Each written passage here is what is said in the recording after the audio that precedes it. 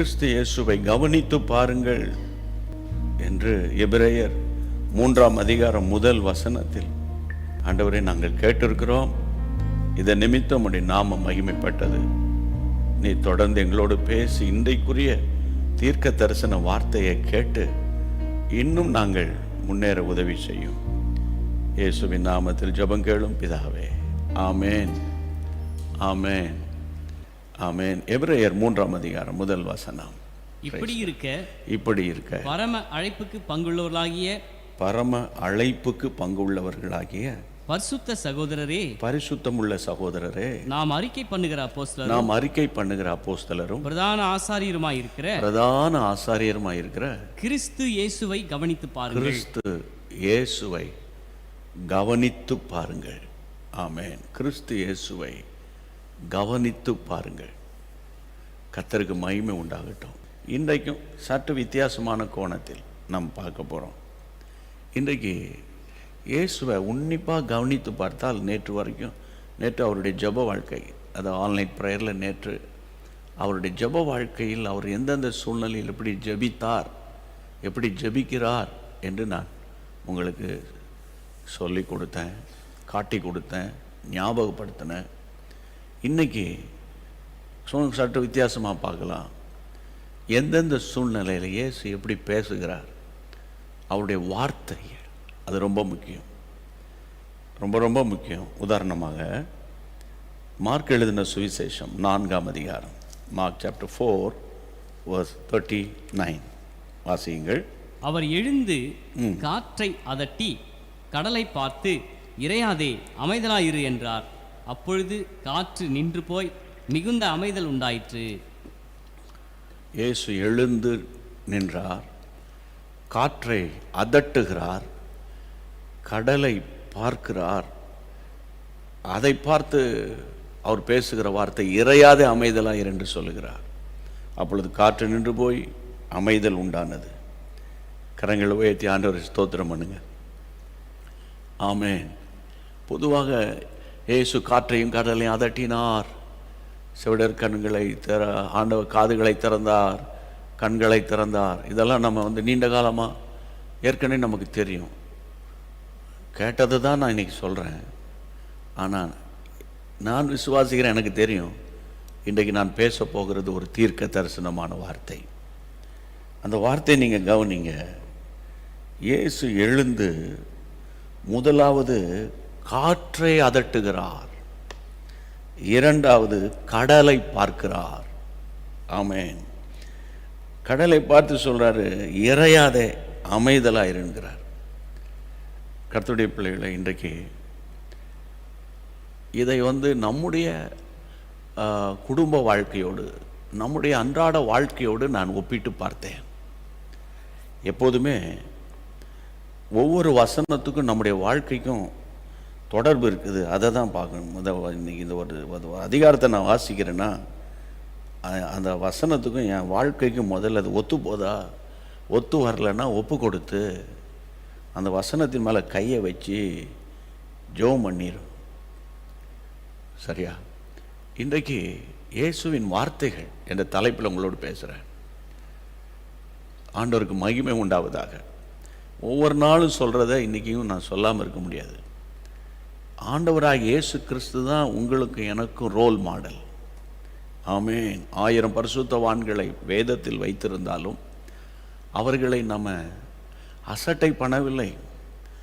இந்த நூற்றாண்டில் 1000 தேவ மனிதர்களை கர்த்தர் நமக்கு முன்பாக வைத்து அவர்களை பிரகாசிக்கிற ஒளியாக வைத்திருந்தாலும் அந்த தேவ மனிதர்களை நம்ம அசட்டை பண்ணலை. ஒவ்வொரு தேவ மனிதன் மூலமாக ஒவ்வொரு காரியத்தை நாம் கற்றுக்கொள்கிறோம். இன்னும் தெளிவாக நான் சொல்கிறேன், உங்களோடு பேசுகிறேன். ஒவ்வொரு காலத்துக்கு ஏற்ற வண்ணமாக சில ஊழியர்களோடு அவங்களோட ஒரு கர்த்தர் ஒரு கனெக்ஷனை ஏற்படுத்துவார். அப்புறம் கொஞ்சம் காலம் கழிச்சோன்னா இன்னொரு தேவ மனிதன் மூலமாக ஒரு தொடர்பை ஏற்படுத்துவார். தொடர்பை ஏற்படுத்துவார்னா அவங்க வீட்டுக்கு உங்களை கூப்பிட்டு போவார், அவங்களோட ஃபோனில் பேசுவீங்க, அவங்களுடைய பர்சனல் நம்பர்லாம் உங்களுக்கு வந்துடும். அந்த மாதிரி யோசிச்சுட்டு இருக்காதீங்க. அதாவது உங்களுடைய ஆவிக்குரிய வாழ்க்கையை முதிர்ச்சி ஆக்குவதற்காக, உங்களுடைய லைஃப்பை கர்த்தர் நல்ல உறுதிப்படுத்துகிறதுக்காக ஒவ்வொரு காலத்தில், உதாரணமாக நீங்கள் ரட்சிக்கப்படுகிறதற்கு ஒருத்தரை கர்த்தர் பயன்படுத்தியிருப்பார். அந்த ரட்சிக்கப்பட்டு நீங்கள் சொல்லுவீங்க, நீங்கள் ஒரு கூட்டத்தில் ரட்சிக்கப்பட்டேன்னுவீங்க, அந்த ரட்சிப்பின் சுவிசேஷத்தை அந்த தேவ மனிதன் பேசும்போது நீங்கள் ரட்சிக்கப்பட்டிருப்பீங்க. அதோடு அவருக்கு உங்களுக்கு சம்மந்தமே இல்லாமல் போயிருக்கோம். அந்த நாட்களில் கர்த்தர் அவரை உங்களுக்காக பயன்படுத்தினார்.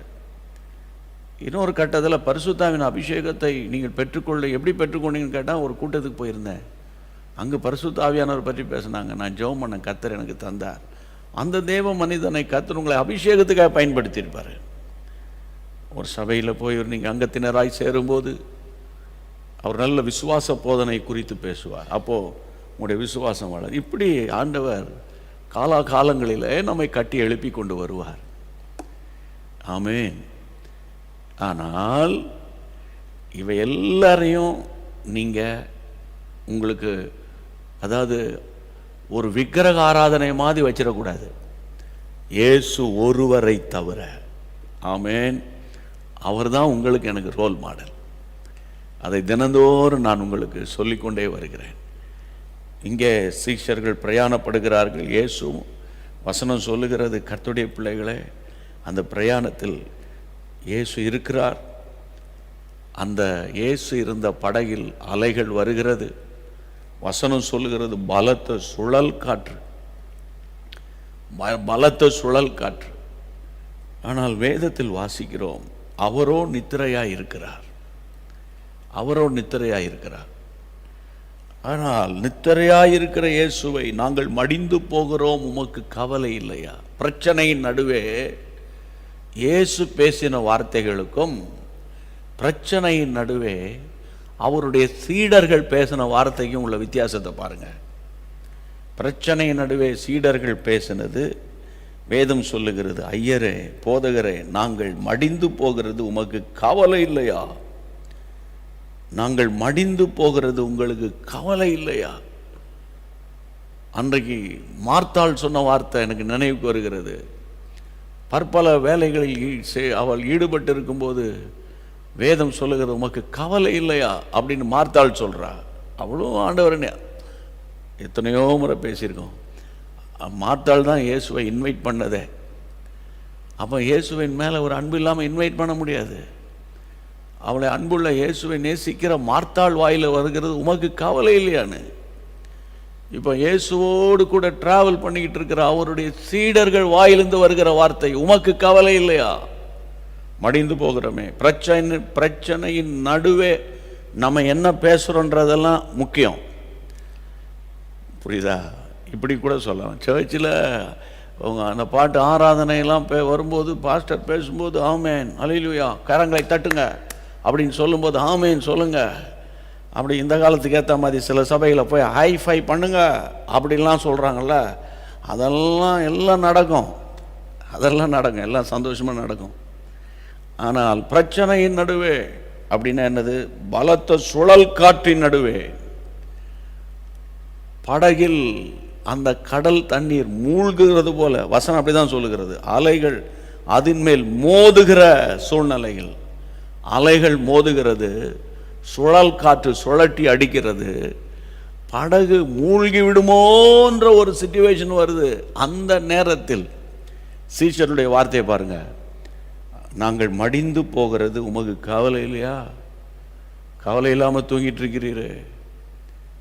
சில குடும்பங்களில் பிரச்சனை பயங்கரமாக இருக்கும்போது ஒய்ஃப் அந்த பிரச்சனையை டீல் பண்ணிகிட்டு இருக்கும்போது புருஷன் கடந்து குரட்டை விட்டு தூங்கிட்டு இருப்பான். சில இடங்களில் இந்த மனுஷனுக்கு ஒரு கவலை இருக்கா அப்படின்ற அளவில் சொல்லக்கூடிய நிலையில் சில பேர் கண்டுக்காத மாதிரி, சிலர் பார்த்தீங்கன்னா வீட்டில் 1000 பிரச்சனை இருக்கும். அவர் கேட்டால் ஒன்றும் தெரியாது, எனக்கு ஒன்றும் தெரியாது அப்படின்னும். கர்த்தருடைய பிள்ளைகளை இன்றைக்கி நான் உங்களுக்கு பார்த்து சொல்கிறேன், நீங்களும் நானும் நெருக்கத்தின் வழியாக போகும்போது இந்த படகு பிரயாணம் வாழ்க்கைக்கு அடையாளம்னு உங்களுக்கு தெரியும். ஒரு பக்கம் அலைகள் மோதுகிறது, அந்த படகு மூழ்குகிற போல ஒரு சூழ்நிலை வருது. இன்னொரு பக்கம் பார்த்தீங்கன்னா கர்த்தருடைய பிள்ளைகளை, வசனத்தில் வாசிக்கிறோம், சுழல் காற்று உண்டாகிறது. இந்த நேரத்தில் அவங்க வாயிலிருந்து வந்த வார்த்தை, நாங்கள் போதகரை நாங்கள் மடிந்து போகிறோம், உங்களுக்கு கவலை இல்லையா? ஆனால் போதகர் வாயிலிருந்து வந்த வார்த்தை, அவர் எழும்பி முதல்ல காற்றை பார்க்குறாரு. முதல்ல காற்றை தான் பார்க்குறாரு. காற்றை பார்த்து சொல்லுகிறாரு, அதை அதட்டுகிறார். ரெண்டாவது கடலை பார்க்குறாரு, இறையாதேங்கிறார். கடல் அதட்டல, இறையாதே அமைதலாகிறார். இந்த வேர்டெல்லாம் நீங்கள் நோட் பண்ணணும். கடலை அதட்டலை, காற்றை தான் அவர் தான் அதட்டுகிறார். காற்றை தான் அவர் பார்த்து சொல்கிறார், அதட்டுகிறார் காற்றை. ஏன்னா அந்த காற்றினுடைய கோர தாண்டவம் தான் கடலை பயங்கரமாக இறைய வைக்கிறது. பார்த்தீங்கன்னா சில நேரங்களில் சைக்ளோன் ஃபார்ம் ஆகி இத்தனை கிலோமீட்டர் வேகத்தில் காற்று வீசும் அப்படின்னு வானிலை ஆராய்ச்சியிலேருந்து சொல்லுவாங்க. சொல்லும்போது அடுத்த வார்த்தை என்ன வரும்? காற்று இத்தனை கிலோமீட்டர் வேகத்தில் வீசும். அதுக்கப்புறம் தான் சொல்லுவாங்க, கடல் கொந்தளிக்கும், அலைகள் இத்தனை மீட்டர் உயரும். முதல்ல காற்றை பற்றி டிஸ்கிரைப் பண்ணிட்டு தான் கடலை பற்றி அவங்க சொல்லுவாங்க, எக்ஸ்பிளைன் பண்ணுவாங்க. கர்த்தருடைய பிள்ளைகளை, இன்னைக்கு சாயந்தரம் இப்போ இதையும் உங்கள் வீட்டு நிலைமையும் உங்கள் சிந்தையில் போராடுகிற போராட்டத்தையும் கொஞ்சம் அப்படியே கனெக்ட் பண்ணுங்கள். இந்த நேரத்தில் நம்ம என்ன செய்யணும்? இந்த நேரத்தில் இயேசு எழும்பி தன் கைகளை வானத்துக்கு நேராக உயர்த்தி, பிதாவே உம்முடைய வல்லமை எங்கே அப்படிலாம் அங்கே பேசினாரா? இல்லை. அவர் எழும்புகிறார். எழும்பி முதல்ல காற்றை பார்த்து சொல்கிறாரு, நீ அதை அதட்டுகிறார். கடலை பார்த்து சொல்கிறாரு, நீ அமைதலாக இருந்தார். கர்த்தருக்கு மகிமை உண்டாவதாக. ஆங்கிலத்தில் அந்த காற்றை கடிந்து கொள்கிறாரு. ஆமென், கர்த்தருக்கு ஸ்தோத்திரம். கடலை பார்த்து நீ அமைதலாயிரு, சும்மா சத்தம் போடாத அப்படிங்கிறாரு. அப்போ நான் சீஷருடைய வார்த்தை, இயேசுவின் வார்த்தை. இப்போ நீங்களும் நானும் அவருடைய ஊழியர்கள், அவருடைய விசுவாசிகள். ஆமென். திரும்ப திரும்ப சொல்கிறேன், நாங்கள் சும்மா பார்வையாளர்களாக சர்ச்சில் போய் உட்காந்துட்டு சேரில் உட்காந்துட்டு போயிடுவோம். இனிமேல் அந்த கதை நடக்காது. ஆனால் கர்த்தருடைய பிள்ளைகளை, நீங்கள் நினைக்கலாம் நான் ஒரு ஒரு ஆர்டினரி சர்ச் மெம்பர், ஏதோ என்னால் முடிஞ்ச காணிக்கை கொடுத்துட்டு ஹை பாஸ்டர், பை பாஸ்டர், இந்த ஹை பையெல்லாம் இனி நடக்காது. நீங்கள் ஏதாயிலும் ஒரு காரியத்தை ஆண்டவருக்காக எழும்பி செய்ய வேண்டிய ஒரு காலம். அப்போ ஆண்டவருடைய நாமத்தினால இங்கே பாருங்கள், 2 பேருடைய ஒரு வார்த்தை, அவிசுவாசியின் வார்த்தை, விசுவாசியின் வார்த்தை அப்படி கிடையாது. கர்த்தருடைய பிள்ளைகளே, ஒன்று சீடர்களுடைய வார்த்தை, மற்றொன்று நம்முடைய எஜமானுடைய வார்த்தை, நம்முடைய தெய்வத்தினுடைய வார்த்தை. அப்போ இந்த நாட்களில் உங்களை மோதிக்கொண்டிருக்கிற பிரச்சனை என்ன? இந்த பிரச்சனையை முதல்ல நீங்கள் டிசைன் பண்ணணும். காற்றையும் கடலையும் அதட்டினார் அப்படின்னு மொட்டையாக சொல்லிடுவோம். ஆனால் வசனத்தை டீட்டெயிலாக போட்டிருக்கு. காற்றை தான் அதட்டுகிறார், கடலை பார்த்து அமைதலாயிருன்னு சொல்கிறார். கடலை பார்த்து அமைதலாயிருன்னு சொல்கிறாரு. அப்போ அந்த வார்த்தை, ஆமென், வார்த்தை, அதாவது வார்த்தையை எப்போ வேண்டுமானாலும் பயன்படுத்தலான்னு இல்லை, எப்போ பயன்படுத்தணுமோ அப்போ தான் பயன்படுத்தணும். ஆமென். அதுதான் ரொம்ப முக்கியம். கர்த்தருக்கு மகிமை உண்டாவதாக. இயேசுவின் வார்த்தைகளை இன்றைக்கு நான் பேசிக்கிட்டு இருக்கிறேன்.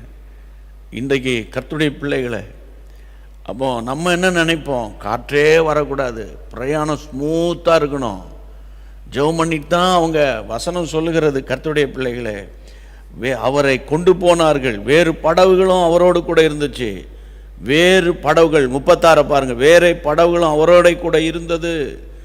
ஆனால் 37 பலத்த சுழல் காற்று உண்டாகி படகு நிரம்பத்தக்கதாக அலைகள் அதன் மேல் மோதியது.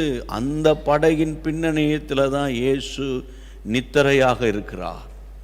அப்போ உங்களுடைய வாழ்க்கை படகில் இன்றைக்கு மோதி கொண்டிருக்கிற பிரச்சனை என்னன்னு நீங்கள் எனக்கு எக்ஸ்பிளைன் பண்ண வேண்டிய அவசியம் கிடையாது. சரியா? ஆண்டவருக்கு எக்ஸ்பிளைன் பண்ண வேண்டிய அவசியம் கிடையாது, அவருக்கு எல்லாமே தெரியும். ஆனால் அவர் என்ன எதிர்பார்க்கிறார்னா, என்னை விசுவாசிக்கிறவன் நான் செய்கிற கிரியைகளை தானும் செய்வான். ஆமென். இவைகளை பார்க்கிலும் இன்னும் அதிகமாக செய்வான் இருக்கிறார். அட்லீஸ்ட் அவர் செஞ்சதையாவது நம்ம செய்யணும் இல்லை? அப்போ நீங்கள் இந்த நாட்களில் திரும்ப சொல்கிறேன், அவர் எழும்பி கையை உயர்த்தி, அப்பா நாங்கள் போகிறோம் பிதாவே, நாங்கள் போகிறோம், இந்த காற்று ஒரு பக்கம் கடல் பக்கம் பிரச்சனையாக இருக்குப்பா அப்படின்லாம் அவர் கெஞ்சி கூத்தாடலை. அவர் எழும்பின உடனே காற்ற ஆண்டவர் கடிந்து கொள்கிறாரு, அதட்டுறாரு. அப்போ இன்னைக்கு ஜெபிக்க வேண்டியதுக்கு ஜெபிக்கணும், சரியா? துதிக்க வேண்டியதுக்கு துதிக்கணும், ஒர்ஷிப் பண்ண வேண்டியதுக்கு ஒர்ஷிப் பண்ணணும், அதட்ட வேண்டியதை அதட்டு பழகணும். ஆமென். கையை வைத்து ஆண்டவரை ஸ்தோத்திரம் பண்ணுங்க. சாம் ஜெபத்திர அண்ணன் சொல்லுவாங்க, இந்த ஆஸ்மா, இந்த வீசிங், இந்த டிசீஸ்க்கு அவர்கிட்ட போகிறவங்களுக்கெல்லாம் அண்ணன் ஒரு அதட்டு வரும். இயேசுவின் நாமத்தில் பொல்லாத ஆஸ்மா உன்னை அதட்டுறேன். அந்த பேர் அந்த மக்கள் சொல்லுவாங்க, விசுவாசிகள் சொல்லுவாங்களான்னு, அந்த நேரத்துலேருந்து எனக்கு கம்ப்ளீட்டாக போயிடுச்சுங்க. ஆமென். அப்போ இன்றைக்கு கர்த்தருடைய பிள்ளைகளை வீட்டில் இருக்கிறவங்களாம் அதட்டிட்டு இருக்காதீங்க தயவுசெய்து. ரொம்ப தெளிவாக நான் சொல்கிறேன், பிரச்சனைகளை, அதாவது பிரச்சனைக்குரியவைகளை அதட்டாதீங்க, பிரச்சனை எங்கேருந்து வந்து பார்த்து அதை அதட்டணும். கை வைத்து ஸ்தோத்திரம் பண்ணுங்க. இன்னும் வசனத்தை நீங்கள் பாருங்கள், அப்போஸ்தலர் 27ஆம் அதிகாரத்திற்கு வாங்க, 13ஆம் வசனம் வாசியுங்கள். தென்றல் மெதுவாய் அடித்தபடியால், தென்றல் மெதுவாய் அடித்தபடியால் தாங்கள் கோரினது கைகூடி வந்ததென்று எண்ணி, தாங்கள் கோரினது கைகூடி வந்தது எண்ணி அவ்விடம் விட்டு பெயர்ந்து கிரேத்தா தீவுக்கு அருகாக ஓடினார்கள். கிரேத்தா தீவுக்கு அருகாமையில் ஓடினார்கள். கொஞ்ச நேரத்துக்குள்ளே ஈரோக்லிதோன் என்னும் கடுங்காற்று அதில் மோதிற்று. கொஞ்ச நேரத்துக்குள்ள. 13ஆம் வசனம் ரொம்ப நல்லா இருக்கு. தென்றல் பிடிக்குமா, ஈரோக்லிதான் பிடிக்குமானா, என்னோட சேர்த்து நானும் சொல்கிறேன், தென்றல் தான் பிடிக்கும். அந்த தென்றல் காற்று அப்படி மைல்டாக வந்துக்கிட்டே இருக்கும். அது பிரயாணத்தை பாதிக்காது. அப்படியே நம்மளுடைய லைஃப்பில் தென்றல் காற்று எப்போது வீசணும்னு நம்ம நினைக்கிறோம். வசனத்தை பாருங்கள், அது மெதுவாக இருந்தது. உடனே அவங்க நினச்சோம், நாங்கள் கோரினது கைக்கூடி வந்தது என்று, நாங்கள் நினச்சது, நாங்கள் விண்ணப்பம் பண்ணது, கேட்டதெல்லாம் கைக்கூடி வந்துருச்சு என்று நினைத்து எண்ணி அவ்விடம் விட்டு பெயர்ந்து கிரேத்தா தீவுக்கு போயிடலாம், ஓடிடலாம் என்று வேகமாக அவங்க படகு பிரயாணத்தில் போகும்போது கொஞ்ச நேரத்துக்குள்ளே ஒரு கடுங்காற்று. ஆமென். அவங்களுடைய படகை மோதின போது 15ஆம் வசனம், கப்பல் அதின் அகப்பட்டு கொண்டது, காற்றுக்கு எதிர்த்து போகக்கூடாதபடிக்கு காற்றின் போக்கிலே கொண்டு போகப்பட்டோம். காற்றின் போக்கிலே கொண்டு போகப்பட்டோம். கிழக்கை நோக்கி போக வேண்டிய ஆட்கள், சும்மா உதாரணத்துக்கு சொல்கிறேன், அவங்க மேற்கை நோக்கி, ஏன்னா காற்று அப்படி தான் அடிக்குது. இப்போ அந்த காற்று போய்கிட்டே இருக்கு. காற்று எங்கெல்லாம் இழுத்துட்டு போதோ அங்கெல்லாம் போகுது. சில நேரங்களில் பிரச்சனை அதிகரிக்கும் போது அந்த பிரச்சனை ஒன்று போனால் அடுத்தது, அடுத்தடுத்து ஒன்று போனால் ஒன்று, அடுத்த சில நாட்களில் இன்னொன்று. அதான் ஈரோக்குழி தான். இன்றைக்கு கர்த்தருடைய நாமத்தின்னு சொல்ல சோர்ந்து போயிடாதீங்க. கர்த்தருடைய பிள்ளைகளே, வேதத்தில் வாசிக்கிறோம், இந்த சூழ்நிலையில தான் 22ஆம் வசனத்திலிருந்து வாசிப்போம். ஆகிலும் அந்த ஆகிலுங்கிற வேர்டை நீங்க ரொம்ப அழுத்தமா பிடிச்சிக்கணும். ஆனாலும், இருந்தாலும், என்ன நடந்தாலும் அதான் அர்த்தம். ஆகிலும் திடமனதா இருங்கள் என்று இப்பொழுது உங்களுக்கு நான் தைரியம் சொல்லுகிறேன். கப்பற் சேதமே அல்லாமல் உங்களில் ஒருவனுக்கும் பிராண சேதம் வராது. கையை வைத்து ஆண்டவர் தோத்திரம் பண்ணுங்க. இன்னைக்கு சாயந்தரம் ஆண்டவர் உங்களோடு பேசுகிற வார்த்தை இது. கர்த்தருடைய நாமத்தில் சொல்றேன். அந்த கப்பல் பிரயாணத்தில் தென்றல் அடிக்கும்போது அவங்க நினச்சாங்கப்பா, நான் கேட்டது நடந்துருச்சுப்பா, நான் கேட்டது நடந்துச்சு, ரொம்ப சந்தோஷமானு. கொஞ்ச நேரத்தில் ஈரோக்களி தான் அடிச்சு நொறுக்கி கடுங்காற்று.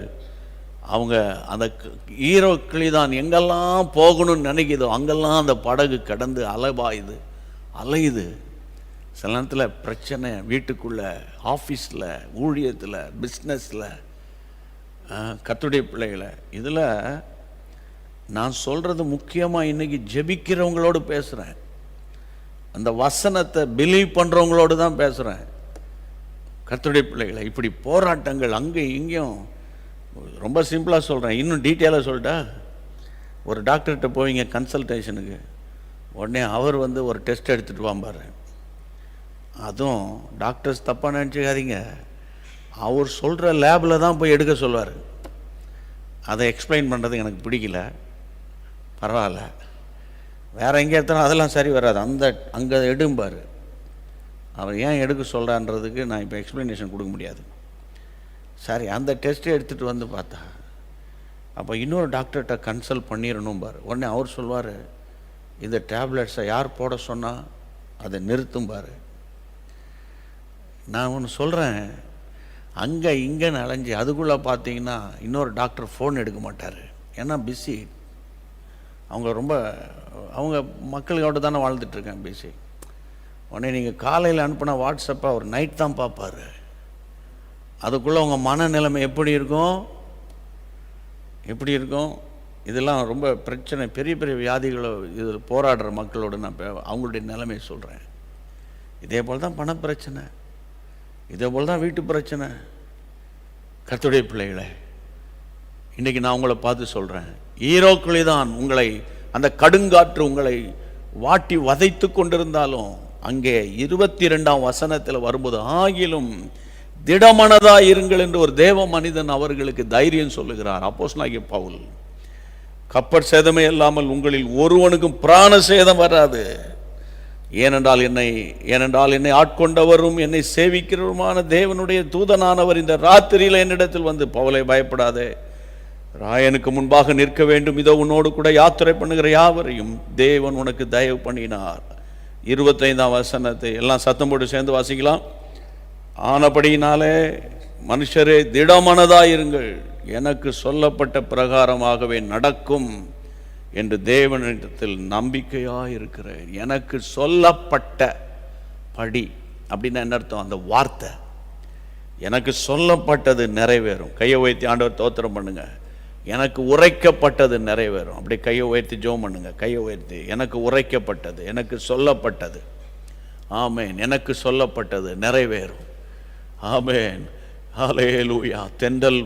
தென்றல் காற்று நல்லா இருந்துச்சே, ஆமாம், போன வருஷம் நல்லா இருந்துச்சே, அதுக்கு சில ஆண்டுகளுக்கு முன்னே நல்லா இருந்துச்சே, இந்த பிரச்சனை வரும்னு நான் நினச்சி கூட பார்க்கலையே. ஈரோக்களி தான் உன்னை வாட்டி வதைக்கிறதா, திடமனதாயிரு. நான் உனக்கு தைரியம் சொல்றேன், ஆமென். எனக்கு சொல்லப்பட்ட பிரகாரம் நிறைவேறும். நீங்களும் சொல்லுங்க, எனக்கு சொல்லப்பட்ட பிரகாரம் ஆமென் நிறைவேறும். ரீபாமா ஹாபாராலா ஷகரபாலா துரபா கதரபா ராகபௌ ராகதா ராகபா. ஹல்லேலூயா. பெருமழை வீட்டில் மேல் மழை பொழியும், பெருவெள்ளம் வீட்டை மோதும், பெருங்காற்று சுழற்றி அடிக்கும், ஆனாலும் அந்த வீடு அசையாது. காரணம், கண்மலையின் மேல் கட்டப்பட்டிருக்கிறது. தேவ பிள்ளையே, நீ உங்களுடைய ஃபவுண்டேஷன் ரொம்ப ஸ்ட்ராங்கா இருக்கு, அதனால அசைற மாதிரி இருக்கு, ஆனா அசைய முடியாது. ரிபாலவா கையை உயர்த்தி, ஆண்டவரே, காற்றை அதட்டினவரே, ஆமென், கடலை பார்த்து இறையாதே அமைதலாயிரன் சொன்னவரே, அந்த வார்த்தையை நாங்கள் அப்படியே பிடிக்கிறோம். ஆமென். யார் யார் மூலமாக எழும்பி வருகிறதோ அதை அதட்டுகிறோம். Lord, we bind all the spirits in Jesus name. ஆமென், ஆமென் சொல்லுங்க. ஆமென். உங்கள் ஆபீஸ்ல, உங்களுடைய ஹாஸ்பிட்டல்ல, அல்லது உங்களுடைய காலேஜ்ல, ஸ்கூல்ல, அல்லது பிசினஸ் சென்டர்ல, அல்லது உங்களுடைய ஸ்தாபனத்துல, எங்கெங்கெல்லாம் உங்களுக்கு ஈரோக்களிதான் உங்களை அந்த தன் போக்கில இழுத்து கொண்டு போகிறதோ? ஆண்டவர் உங்களுக்கு சொன்ன வார்த்தை. ஆமென். திடமனதாயிருங்கள், திடமனதாயிருங்கள், திடமனதாயிருங்கள். பெருவெள்ளம் மதிலை மோதி காற்றும் அடிக்கையில், பெருவெள்ளம் மதிலை மோதி காற்றும் அடிக்கையில், நீங்கள் புகலிடமே, நீங்கள் தஞ்சமே, நீங்கள் புகலிடமே, நீங்கள் தஞ்சமே,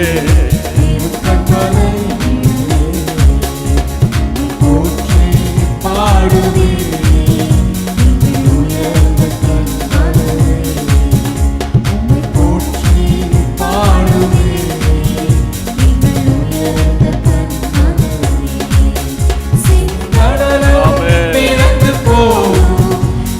சேனையோ அழிந்திடும், கடலும் இழந்து போகும், இந்த சேனையும் அவிழ்ந்திடும். எங்கள் பராக்கிரமே, எங்கள் கையும் நீரே, எடுப்போம் ஆலே. எங்கள் பராக்கிரமே, எங்கள் கையும் நீரே, ஆலே. உம்மை போற்றி பாடுவே. எல்லாம் சேர்ந்து பாடுங்க. உயர்ந்த கண்மலையே போற்றி பாடுவே, உயர்ந்த கண்மலையே.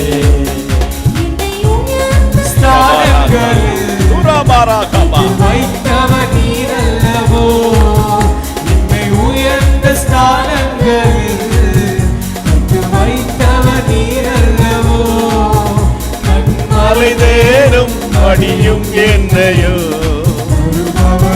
அல்லவோ, கண்மலை தேடும் படியும் என்னையோ தருபவர் நீர் அல்லவோ. உம்மை போற்றி பாடுவே, உயர்ந்த கண்மலையே. உம்மை போற்றி பாடுவே, உயர்ந்த கண்மலையே. நல்ல நம்பிக்கையோடு பாடுங்க. உயர்ந்த கண்மலை உம்மை போற்றி பாடுவே, உயர்ந்த கண்மலை. ஆமென். ஹல்லேலூயா. கர்த்தருக்கு ஸ்தோத்திரம். இன்னொரு வார்த்தையை நம்ம பார்த்துருவோம், அதுக்கப்புறம் இன்னைக்கு மீட்டிங்கை நம்ம முடிப்போம். மார்க் எழுதின சுவிசேஷம் 1 அதிகாரம், மார்க் சாப்டர் 1 verse 25 வாசியுங்கள். அதற்கு இயேசு நீ பேசாமல் இவனை விட்டு புறப்பட்டு போ என்று அதை அதட்டினார். வேதம் சொல்லுகிறது, நீ பேசாமல் இவனை விட்டு புறப்பட்டு போ என்று அதை அதட்டினார். Price God. இங்க இன்னொரு இடத்துல இயேசு அதட்டுகிறார். ஆமா, இயேசு எந்தெந்த பிரச்சனைக்கு ஜெபிக்கிறாரோ நம்ம அந்த பிரச்சனைக்கு ஜெபிக்கணும். எந்தெந்த பிரச்சனையை அதட்டுகிறாரோ நம்ம அதட்டணும். ஆமென். கர்த்தருக்கு ஸ்தோத்திரம். அது ஆண்டவருக்கு ரொம்ப பிடிக்கும். கர்த்தருக்கு மகிமை உண்டு. அதட்டணும். அப்படியே அதட்டுற அளவுக்கு நான் பெரிய ஆளாக நீங்கள் நினைக்காதீங்க. நீங்கள் தான் உங்களை ரொம்ப மட்டுப்படுத்தியே வச்சுட்ருக்கீங்க. நீங்கள் எங்களை மாதிரி ஆட்களை தான் ஒரு பெரிய சாமியார் மாதிரி பார்க்குறீங்க. புரியுதா உங்களுக்கு? சிலர் சாமியாராக காட்டுறோம், அது வேறு, அதை விட்டுருங்க. நீங்கள் எங்களை ஒரு பெரிய ஆளாகும், நீங்கள் எங்கேயோ ஒரு குட்டி எங்கேயோ இருக்கிற சாதாரண மனுஷனை பார்க்குறீங்க. கர்த்தருடைய பிள்ளைகளை, அவருடைய ரட்சிப்பின் சந்தோஷம் உங்களுக்குள்ளே இருக்குமானால், அவருடைய ஆவியின் நிறைவு உங்களுக்குள்ளே நிரப்பப்படுமானால், நீங்களும் தேவனுக்காக வைராக்கியமாக எழும்ப முடியும். ஆமென். ஆண்டவருக்கு ஸ்தோத்திரம். கர்த்தருக்கு மகிமை உண்டாவதாக. இந்த நாட்களில் அடுத்தது இயேசுவின் வார்த்தை என்னன்னா, ஒன்று பிரச்சனை நடுவில் இயேசுவின் வார்த்தை, அதை பேசிட்டோம். இப்போ சத்துருவின் போராட்டத்தின் நடுவில் இயேசுவின் வார்த்தை. சத்துருவின் போராட்டத்தின் நடுவில் இயேசுவின் வார்த்தை. இந்த சிச்சுவேஷனை, இந்த சம்பவத்தை நான் உங்களுக்கு விளக்க நான் அவசியம் இல்லை நம்புகிறேன். உங்களுக்கு தெரியும். இயேசு அங்கே நீங்கள் ஆரம்பத்திலேருந்து பார்த்தீங்கன்னா 21 அவர் ஓய்வு நாளில் ஜெப ஆலயத்தில் பிரவேசித்து போதகம் பண்ணினார். இப்போ ஜெப ஆலயத்துக்குள்ளே அந்த சினகாக் அல்லது யூதர்களுடைய ஜப ஆலயத்துக்குள்ளே இயேசு கப்பர்நகூமில் போதனை பண்ணுறார். எல்லாம் ஜனங்கள்லாம் ரொம்ப ஆச்சரியப்பட்டு, என்ன அருமையாக பேசிக்கிட்டு இருக்காரு, வேதத்தில் வாசிக்கிறோம், வேத பாருகிற போல போதியாமல் அதிகாரத்தோடு அவர் போதித்தபடிலாம் போதகத்தை கொடுத்து ஜனங்கள்லாம் ஆச்சரியப்பட்டு அப்படியே ரொம்ப எக்ஸைட்மெண்ட் ஆகி அப்படின்னு ஆண்டவரை மகிமைப்படுத்திட்டு உட்கார்ந்துருக்கிறாங்க. அவர்களுடைய ஜபாலயத்தில் 23 அசுத்தாவி உள்ள ஒரு மனுஷன் இருந்தான். அவனுடைய ஸ்டேட்மெண்ட் என்னன்னா, நீங்கள் நினைக்கிற மாதிரி எனக்கு இவர் பிரசங்கம் ஆச்சரியமாக, இவர் பிரசங்கம் பிரமாதமாக எனக்கு இல்லை. அவன், ஐயோ நசனா இயேசுவை, எங்களுக்கு உமக்கும் என்ன, எங்களை கெடுக்கவா வந்தீர், உமை இன்னார் என்று அறிவேன், நீ தேவனுடைய பரிசுத்தர் என்று சத்தமிட்டான். நல்லா கவனிக்கணும். அவன் சத்தமிட்டோன்ன அதற்கு இயேசு, நீ பேசாமல் இவனை விட்டு புறப்பட்டு போ என்று அதட்டுகிறார். நீ நல்லா கவனிக்கணும். சத்துருவின் போராட்டத்தில் இருக்கிறவங்க ரொம்ப கவனிங்க. விசுவாசிகளே நல்லா கவனிங்க. கர்த்தருடைய நாமத்தில் சொல்கிறேன். அந்த இப்போ இயேசு பிரசங்கம் பண்ணிட்டு இருக்கிறார். திடீர்னு ஒருத்தனுக்குள்ளே இருக்கிற பொல்லாத ஆவி வெளியே மேனிஃபெஸ்டேஷன் ஆகுது. இயேசு அதை பார்க்குறாரு. பார்த்த உடனே அந்த அந்த விசுவாசியை பார்த்து வாயை மூடுறா அப்படின்னு சொல்லலை. அந்த பிசாசோடு இயேசு டீல் பண்ணுறாரு, அந்த விசுவாசியோட டீல் பண்ணல. நான் சொல்றது புரியுதா? வசனத்தை பாருங்க கர்த்தருடைய பிள்ளைகளே. அதற்கு இயேசு, நீ பேசாமல் இவனை விட்டு புறப்பட்டு போ. அப்படின்னா நல்ல கவனிக்கணும். சத்துருவின் போராட்டங்கள் வரும்போது, வீட்டுக்குள்ளே ஒரு போராட்டம் வந்துருச்சு, அது சத்துருவின் போராட்டம் வந்தால் சரி, உங்கள் புருஷன் மூலமாக, புருஷனுடைய பிரதர்ஸ் மூலமாக, ஒய்ஃபினுடைய பிரதர்ஸ் சிஸ்டர்ஸ் மூலமாக, இல்லை யார் மூலமாவது வைங்களேன், வந்துட்டுனா பொல்லாத பிசாசு அப்படி இப்படின்னு சொல்லி, நீ ஒரு வஞ்சிக்கிறாவி, நீ பயங்கரமான ஆள், அப்படி இப்படின்னு சொல்லி போட்டால் சண்டை பெருசாகிட்டே போகும். அந்த மனிதனுக்கு பின்னால் கிரியை செய்கிற ஆவியை first of all you should find out. அதுக்கு தான் அந்த டிசைனிங் ஸ்பிரிட், ஆவியை பகுத்தறிகிற வரம்.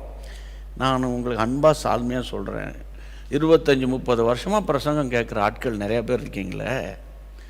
இந்த பிரச்சனை எங்கே உருவாகுதுன்னு நீங்கள் கண்டுபிடிக்கணும்னு தவிர, ஜபத்தில் சொல்லிட்டாங்க, ஜபத்தில் யாருன்னு சொல்லிட்டாங்க, அதில் வேறு சில சொல்லுவாங்க, உன் மாமியார் மூலமாக தான் வந்திருக்கு. ஏற்கனவே வயசான காலத்தில் அந்த அம்மா அவ்வளோதான், அந்த மாமியாரை ஓச்சிடணும், அவனை அனுப்பிடணும், இவனை பண்ணிடணும், கர்த்தருக்கு வெளிப்பாடு கொடுத்துட்டாரு, அது விட்டு கொடுத்துட்டாருன்னு. நான் நல்லா கவனிங்க, மனுஷர்கள் எப்போவுமே நல்லவங்க தான், சரியா? அந்த மனுஷனுக்கு பின்னால் பிசாசு கிரியை செய்கிறான்னா அந்த மனுஷனோட கூட நீங்கள் டீல் பண்ணக்கூடாது. கர்த்தருடைய பிள்ளைகளை, இதில் பாருங்கள், பவுல் சொல்கிறார் பாருங்கள், இந்த வசனத்தை கர்த்தர் எனக்கு உணர்த்துகிறாரு. அதாவது எபேசியருக்கு எழுதின நிருபம், ஆமென், நமக்கு எல்லாம் தெரிந்த வசனம், ஆனால் இந்த நேரத்தில் அதை எடுத்து வாசிக்கணும். கர்த்தருடைய பிள்ளைகளை, 12ஆம் வசனம், 6ஆம் அதிகாரம் 12, ஏனெனில் மாம்சத்தோடும் இரத்தத்தோடும் அல்ல, துரைத்தனங்களோடும் அதிகாரங்களோடும் பிரபஞ்சத்தின் அந்தகார லோகாதிபதிகளோடும் வான மண்டலத்தில் பொல்லாத ஆவிகளின் சேனைகளோடும் நமக்கு போராட்டம் உண்டு. ஏனெனில் மாம்சத்தோடு இரத்தத்தோடும் அல்ல அப்படின்னா என்ன அர்த்தம்னா, மாம்சமும் இரத்தமும் உடைய மனுஷனோடு உங்களுக்கு எனக்கு போராட்டம் கிடையாது. நம்ம நினச்சிக்கிறோம் அந்த ஆளோட போராட்டம், அவன்கிட்ட பேச்சா வார்த்தை வச்சுக்கிறது கிடையாது. இன்றைக்கி நான் பாரத்தோடு சொல்கிறேன், சத்தியத்தை நல்லா நம்ம கவனிக்கும் போது அந்த மனிதனுக்கு பின்னால் கிடந்துக்கிட்ட அந்த ஆவி கிரியை செய்கிறத ஏசப்பா கண்டுபிடிச்சிட்டாரு. உடனே ஆண்டவர் சொல்கிறாரு, நீ பேசாடா, நீ முதல்ல பேசாத, பிசாசை நீ பேசாத, பிசாசை பேச விட்டு வேடிக்கை பார்க்கக்கூடாது, பிசாசை அலற விட்டு வேடிக்கை பார்க்கக்கூடாது. அவனை நீ பேசாமல் முதல்ல இவனை விட்டுரு, இவனை இங்கே சர்ச்சில் விடு, தேவாலயத்தில் விட்டுரு, ஜபாலயத்தில் இவனை விட்டுரு, போகிற போக்கில் இவனையும் வெளியே இழுத்துட்டு போயிடாத.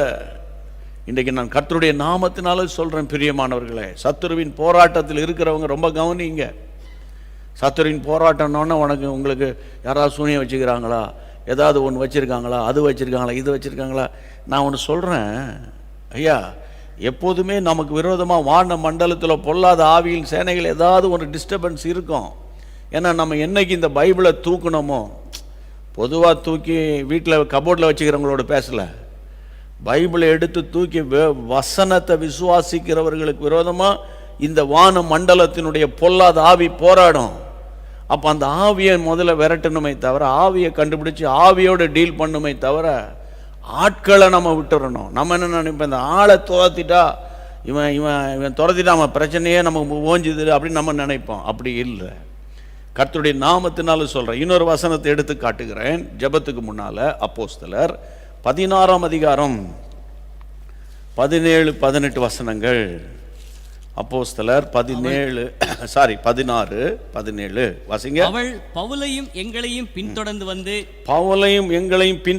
வந்து இந்த மனுஷர் உன்னதமான தேவனுடைய ஊழியக்காரர், ரட்சிப்பின் வழியை நமக்கு அறிவிக்கிறவர்கள் என்று சத்தமிட்டார். ரட்சிப்பின் வழியை அறிவிக்கிறவர் என்று சத்தமிட்டால் இப்படி அநேக நாள் செய்து கொண்டு வந்தாள். பவுல் சினங்கொண்டு திரும்பி பார்த்து, நீ இவளை விட்டு புறப்படும்படி இயேசு கிறிஸ்துவின் நாமத்தினாலே உனக்கு கட்டளையிடுகிறேன் என்று அந்த ஆவியோடே சொன்னார். அந்நேரமே அது புறப்பட்டு போயிட்டு ஆவியை பார்த்து சொல்றாரு.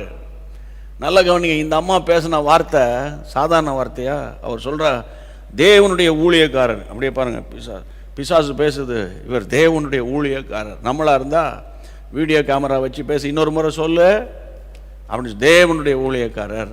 அதை ஒரு ரீவைண்ட் பண்ணு, அதை ஸ்லோ மோஷனை காட்டு, பாருங்க பிசாசு சொல்லுது பாருங்க. கர்த்தருடைய பிள்ளைகளை இந்த பாருங்க, அவன் சொல்றான், அந்த மனுஷனை பார்த்து தேவனுடைய ஊழியக்காரர், ரட்சிப்பின் வழியை நமக்கு அறிவிக்கிறவர்கள் அப்படின்னு பிசாசே சாட்சி சொல்லுது. ஆனால் அதில் ஒரு வார்த்தை ஒன்று இருக்கு பாருங்க, சத்தமிட்டாள். அந்த சத்தத்தை வச்சு, அந்த சவுண்டை வச்சு நீங்கள் டிசைன் பண்ணணும். கர்த்தருக்கு மகிமை உண்டாவதாக. கையை வைத்து ஆண்டவர் தோத்திரம் பண்ணுங்க. அங்கேயும் அந்த பிசாசு ஆலயத்தில் சத்தமிட்டான், நீ தேவனுடைய பரிசுத்தர் என்று அவன் சத்தமிட்டான். உடனே ஆண்டவர் சொல்றார், அமைதியார். அந்த சத்தத்தை வச்சு பரிசுத்தவான்கள், நிறைய பாஸ்டர்ஸ், நிறைய லீடர்ஸ் நான் பார்த்துருக்கேன். அந்த பிசாசு அவங்க டிசைன் பண்ணுவாங்க. அந்த ஸ்பிரிட் சரியில்லை பிரதர், அவன் பேச்சு சரியில்லை, அவன் மோகபாவனை சரியில்லை அப்படின்னு கரெக்டாக சென்ஸ் பண்ணிட்டு சொல்லிட்டு போயிடுவாங்க. கர்த்தருக்கு மகிமை உண்டாகட்டும். இந்த பிசாசு புகழ்து, தேவ ஊழியர்களை புகழ்து. கர்த்தருடைய நாமத்தினால சொல்கிறேன். அதை புகழ்ந்தோடனே இவர் அப்படியே ஒரு மாதிரி கூலாகிடல. வசனம் சொல்லுது, இப்படி அநேக நாள் செய்து கொண்டு வந்தாள்னா ஓயாமல் அவங்கள மாதிரி சூப்பர் நீங்கள் என்ன சூப்பராக பேசுகிறீங்க அப்படின்றாங்கல்ல. அப்போ அநேக நாள் செஞ்சுக்கிட்டே வந்தால் அவன் எரிச்சல் ஆயிட்டான். அதாவது பைபிளில் உள்ள கேரக்டர்ஸ் எல்லாம் நீங்கள் பார்த்தீங்கன்னா ரொம்ப புகழ்ச்சியை விரும்பாத ஆட்கள், புகழ்ச்சியை விரும்ப மாட்டான். ஆனால் இந்த காலத்தில் லைக் கொடுத்தா தான் நல்லா இருக்கும். லைக்கு LIKE இயேசுவின் நாமத்தினால சொல்கிறேன். இந்த லைக்கை நீங்கள் ஃபாலோ பண்ணாதீங்க. அவர் என்னை லைக் பண்ணுறாரா? அவர் பாரு, நீ என்னை விரும்புறியாடா, என்னை லைக் பண்ணுறியா? ஆண்டவர் சொல்லணும், நான் உன்னை லைக் பண்ணுறேன். அதுதான், அந்த லைக் தான் தேவை. இந்த லைக் இன்னைக்கு இப்படிம்பா, நாளைக்கு இப்படின்றான். புரியுதா? ஏமாந்து போயிடக்கூடாது. கர்த்தருக்கு தோத்திரம். இங்கே பாருங்க, அநேக நாள் செய்து கொண்டு வந்த பவுல் சினங்கொண்டு, பவுல் டென்ஷன் ஆயிட்டான். பவுலுக்கு ஒரு அந்த பிசாசை பார்த்து சினங்கொண்டு, நீ இவளை விட்டு புறப்படும்படி இயேசுவின் நாமத்தில் கட்டளை கொடுக்கிறேன் என்று அந்த குறி சொல்லுகிற பெண்மணியை பார்த்து சொல்லலை, அந்த குறி சொல்லுகிற ஆவியை பார்த்து பேசுறாரு. உடனே வசனம் சொல்லுகிறது, அந்நேரமே அது புறப்பட்டு போயிட்டு. கையை வைத்து ஆண்டவர் தோத்திரம் பண்ணுங்க. அப்போ இன்னைக்கு ஆண்டவர் நமக்கு சொல்லி கொடுக்குற பாடம் என்னது? சத்துருவின் போராட்டத்தில். இப்போ உங்கள் புருஷனே உங்களுக்கு விரோதமாக ஏதாவது பொய் சாட்சி சொல்லிக்கிட்டு கேவலமாக பேசிக்கிட்டு உன்னை போய் கல்யாணம் பண்ண நினைப்பாரு, உன்னை கல்யாணம் பண்ண நினைப்பாரு, நம்ம டென்ஷன் பேசுகிறாரா, அது வேறு ஆவி உள்ளே வந்திருக்குன்னு அர்த்தம். உடனே பிரதர் சொல்லிட்டார், உனக்குள்ளே ஒரு பொல்லாத ஆவி இருக்குது அப்படின்னா அந்த ஆள் இன்னும் என்னையும் சேர்த்து திட்டின்னு இருப்பான். அதனால் நீங்கள் ஜெபம் பண்ணும்போது, என் புருஷனுக்குள்ளே இருக்கிற இந்த பொல்லாத கிரியைகளை நான் அழிக்கிறேன் அப்படின்னு பர்சனலாக ஜெபம் பண்ணணும். கொஞ்சம் அதுக்கு ஒரு சென்சிட்டிவாக நீங்கள் கொஞ்சம் அதுக்கு ஒரு டிவைன் விஸ்டம் நமக்கு தேவை. கர்த்தருக்கு தோத்திரம். எனக்கு அன்பான தேவனுடைய பிள்ளை, வெளிப்பாடு வந்துருச்சு, அவர் சொல்லிட்டாங்க, இது யார் மூலமாக வந்திருக்கு, எங்கேருந்து வந்திருக்குன்னு எல்லாம் கர்த்தர் சொல்லிட்டார். சரி, நான் சொல்கிறேன், கர்த்தர் சொல்லிட்டார் தான். அதை எதுக்காக உன்ட்ட சொன்னார்? சிலப்போ பாருங்க, சுனாமி வரப்போகிறது, அழிய போகிறது, கர்த்தர் சொல்லிட்டாரு, அடுத்த அலையில் இவ்வளோ பேர் சாக போகிறாங்க, கர்த்தர் சொல்லிட்டாரு. டேய், எதுக்குடா சொன்னார் கர்த்தர்? எதுக்கு சொன்னார்? திறப்பில் நின்று போராடுவதற்காக தானே சொன்னார். இல்லை, எதுக்கு சொன்னார் கர்த்தர்? எதுக்கு சொன்னார்? எதுக்கு கர்த்தர் சொல்றார் ஒரு காரியத்தை? ஒரு போராட்டம் வரப்போது, சபைகளுக்குள்ள வீடுகளுக்குள்ள பிரச்சனை வருது என்று கர்த்தர் சொல்றாரு அப்படின்னா சொல்றாரு. சில பேர் வாட்ச்மேன் சொன்னமே, நம்ம சொன்னமே, நடக்கலையே நடக்கலையே நடக்கலையேன்னு உட்கார்ந்துருக்காத. அது பொல்லாத ஆவி. ஆண்டவரே இது சொன்னீரப்பா, அது நடக்கக்கூடாது. சோதம்குமார் அழிப்பேன்னு சொன்ன போது ஆண்டவர் சொல்லிட்டாருப்பா, அழிக்க போறப்பா, ஆண்டவர் சொல்லிட்டாரு அப்படின்னு ஆபிரகாம் சொல்லிட்டு தெரிஞ்சானா? இல்லை, திறப்பில் நின்று போராடுகிறாயா? ஆண்டவரே அந்த பட்டணத்துக்காக மனம் இறங்குங்கன்னு. இன்றைக்கு கர்த்தருடைய நாமத்தினால சொல்றேன், சத்துருவின் போராட்டத்தை கண்டு பயப்படாதீங்க. தூராபா காதாராபா ராகாபா ராகாதா ராகாபா. ஹல்லேலூயா. பெருமழை வீட்டில் மேல் மழை பொழியும், பெருவெள்ளம் வீட்டை மோதும், பெருங்காற்று சுழற்றி அடிக்கும், ஆனாலும் அந்த வீடு அசையாது. காரணம், கண்மலையின் மேல் கட்டப்பட்டிருக்கிறது. தேவ பிள்ளையே, உங்களுடைய ஃபவுண்டேஷன் ரொம்ப ஸ்ட்ராங்கா இருக்கு, அதனால அசைற மாதிரி இருக்கு, ஆனா அசைய முடியாது. ரிபாலவா, கையை உயர்த்தி, ஆண்டவரே ஆண்டவரே, காற்றை அதட்டினவரே, ஆமென், கடலை பார்த்து இறையாதே அமைதலாயிரன் சொன்னவரே, அந்த வார்த்தையை நாங்கள் அப்படியே பிடிக்கிறோம். ஆமென். யார் யார் மூலமாக எழும்பி வருகிறதோ அதை அதட்டுகிறோம். Lord, we bind all the spirits in Jesus name. ஆமென் ஆமென் சொல்லுங்க. ஆமென். உங்கள் ஆபீஸ்ல, உங்களுடைய ஹாஸ்பிட்டல்ல, அல்லது உங்களுடைய காலேஜ்ல, ஸ்கூல்ல, அல்லது பிசினஸ் சென்டர்ல, அல்லது உங்களுடைய ஸ்தாபனத்துல, எங்கெங்கெல்லாம் உங்களுக்கு ஈரோக்கிளிதான் உங்களை அந்த தன் போக்கில இழுத்து கொண்டு போகிறதோ, ஆண்டவர் உங்களுக்கு சொன்ன வார்த்தை, ஆமென், திடமனதாயிருங்கள், திடமனதாயிருங்கள், திடமனதாயிருங்கள். பெருவெள்ளம் மதிலை மோதி காற்றும் அடிக்கையில், பெருவெள்ளம் மதிலை மோதி காற்றும் அடிக்கையில், நீங்கள் புகலிடமே, நீங்கள் தஞ்சமே, நீங்கள் புகலிடமே, நீங்கள் தஞ்சமே, போற்றி பாடுவே,